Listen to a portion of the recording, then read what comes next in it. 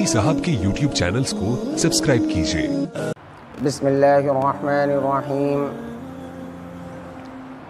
मोहतरम सामईन किराम और अज़ीज़ दोस्तों,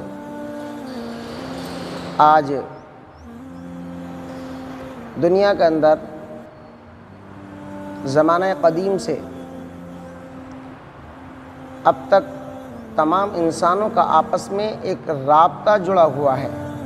अल्लाह ताला ने तमाम इंसानों को आपस में एक दूसरे के साथ एक लड़ी में पिरो दिया है। किसी को अल्लाह ताला ने मालदार बनाया, गनी बनाया, किसी को अल्लाह ने गरीब बनाया। एक मालदार को, एक फैक्ट्री के मालिक को, एक अमीर तरीन इंसान को गुरबा की सख्त ज़रूरत होती है कि उनकी फैक्ट्री में, उनके कारखाने में, उनकी कंपनी में काम करने के लिए गुरबा को बेहद ज़रूरत पड़ती है। और उस मालदार, उस गनी अमीर तरीन आदमी को जहाँ उन गुरबा की सख्त एहतियाज और ज़रूरत है, इसी तरह से वो गुरबा, वो फ़कीर, कमज़ोर, मज़दूर तबके के लोग, उनको उन मालदारों की ज़रूरत पड़ती है। तो एक अल्लाह ताला ने सिस्टम बना दिया, एक निज़ाम बना दिया कि सारे इंसान आपस में एक दूसरे के साथ जुड़े हुए हैं। कोई ये नहीं कह सकता कि मुझे गरीबों की ज़रूरत नहीं, मुझे किसी से कोई काम नहीं पड़ता। हर एक इंसान को एक दूसरे से ज़रूरत पड़ती है, काम पड़ता है। एक पड़ोसी को पड़ोसी से, एक रिश्तेदार को रिश्तेदार से, एक दोस्त को दोस्त से, कारोबार में आपस में एक दूसरे के साथ कारोबार करने वाले को एक दूसरे से, गरीबों को अमीरों से और अमीरों को गरीबों से, सब आपस में एक दूसरे के साथ जुड़े हुए हैं और एक दूसरे की एहतियाज और ज़रूरत सबको लगी हुई है। उसी ताल्लुक़ से ऐसा होता है कि कभी कभी किसी इंसान को कोई सख्त तकाज़ा होता है, उसको कुछ माल की ज़रूरत होती है, कर्ज़ की ज़रूरत होती है। तो कर्ज़ लेना ये भी हदीस से साबित है और कर्ज़ लेने की कोई ममानियात नहीं है। हुज़ूर सल्लल्लाहु अलैहि वसल्लम, सहाबाए किराम, इनकी ज़िंदगी से कर्ज़ लेना देना साबित है, जिससे मालूम होता है कि किसी की ज़रूरत पर कोई कर्ज़ ले तो साहिब हैसियत को कर्ज़ दे देना चाहिए।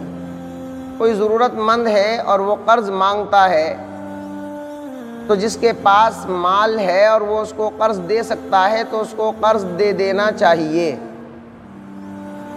कर्ज़ देने में उसकी यकीनन मदद है और उस मदद पर अल्लाह ताला की तरफ से दुनिया और आखिरत दोनों जहान में भलाई और कामयाबी का वादा है कि कर्ज़ देना भी एक बहुत बड़ी मदद है। किसी की ज़रूरत पर उसके काम आ जाना, उसकी मदद कर देना, ये बहुत बड़ा सवाब का काम है। लेकिन उसी के साथ शर्त यह है कि कर्ज़ देने वाला कोई इस तरह की शर्त ना लगाए कि जितना कर्ज़ दिया है उससे ज़्यादा वसूल करे। मिसाल के तौर पर किसी ने 100 रुपये कर्ज़ दिए तो वो 110 वसूल ना करे, वरना वो सूद और ब्याज हो जाएगा और वो यकीनन हराम और गुनाह होगा और सख्त तरीन हराम होगा। जितना कर्ज़ दिया है उतना ही कर्ज़ वापस वसूल किया जाए। और अच्छा तरीक़ा तो ये है कि कर्ज़ देते वक्त तारीख़ मुतय्यन कर ली जाए, उसके लिए गवाह भी मुतय्यन कर लिए जाएँ, तहरीरी शक्ल में उसको कर लिया जाए। इसी तरह से जिसने कर्ज़ लिया है उस पर भी ये ज़िम्मेदारी है कि उसने जो वादा करके कर्ज़ लिया है उस वादे के मुताबिक अपने उस कर्ज़ को वापस कर दे। कुदरत के बावजूद, वुसात के बावजूद कर्ज़ अदा करने में टाल मटोल न करे। تاخیر نہ کرے، دیر نہ کرے۔ آج کا ماحول ایسا ہی بن چکا ہے کہ اگر کوئی قرض لے لیتا ہے تو اکثر لوگ اس میں ٹال مٹول کرتے ہیں، دیر کرتے ہیں، جو سراسر ظلم ہے، اور اسی کی بنیاد پر آج کے وقت میں لوگ قرض دینے سے گریز کرتے ہیں، بچتے ہیں کہ معلوم نہیں بعد میں ہمارا یہ قرض واپس ملے گا یا نہیں ملے گا۔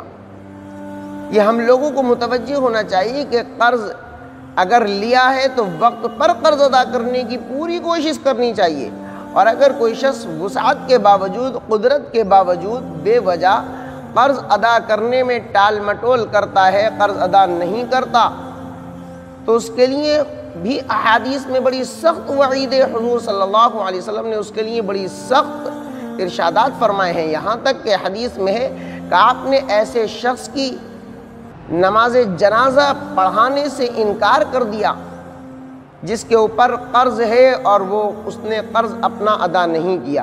حضرت جابر رضی اللہ تعالی عنہ کی روایت ہے، فرماتے ہیں کہ ایک موقع پر ایک شخص کا انتقال ہو گیا اور اس کی نماز جنازہ تیار ہوئی، حضور صلی اللہ علیہ وسلم کو بلایا گیا۔